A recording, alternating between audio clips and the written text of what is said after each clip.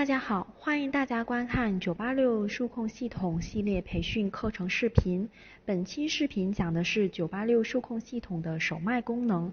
本系统提供的手脉功能在程序中分为3种，包括手脉插入、手脉干预和手脉试切。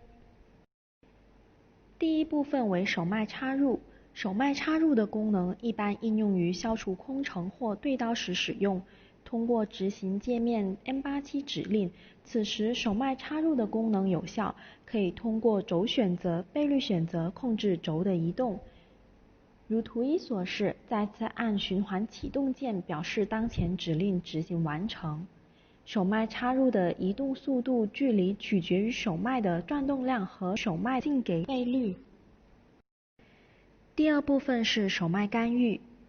在数控机床加工的应用中，特别是针对专用的数控模床，如龙门模床、闸滚模床，有时需要使用手轮对轴的位置进行干预。如图2所示，后面的程序段继续正常运行，在收到 M89 关闭手脉干预指令前，任意程序段的位置都可以通过手脉叠加移动指令值。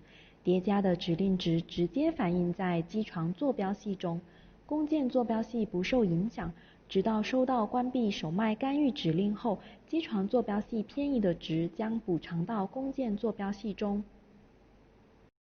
图3是手脉干预标准梯形图的编写。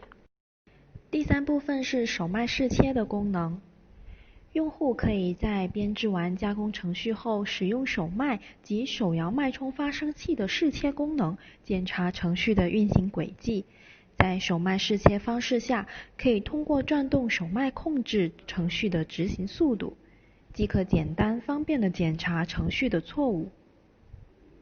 以下以 986G 系统为例，需要专用的 PLC 支持。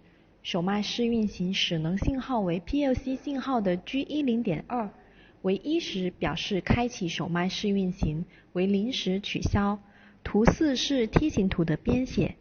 在986系统面板中，按键的功能是由 PLC 程序定义的，且未固定按键定义此功能。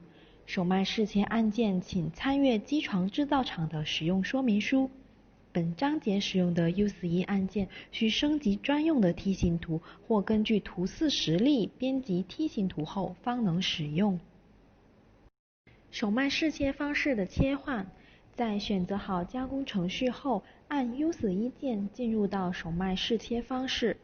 此时按下循环启动键，显示如图5所示，再次按 U41 键，当前指令执行完成。手脉试运行模式有2种，通过 P0001 的第4位进行选择，如图6所示，当 P0001 的第4位等于0时，通过摇手脉的速度来计算出运行的倍率，速度越快，倍率越高。当 P0001 的第4位等于1时，通过手脉的位置计算出运行的倍率。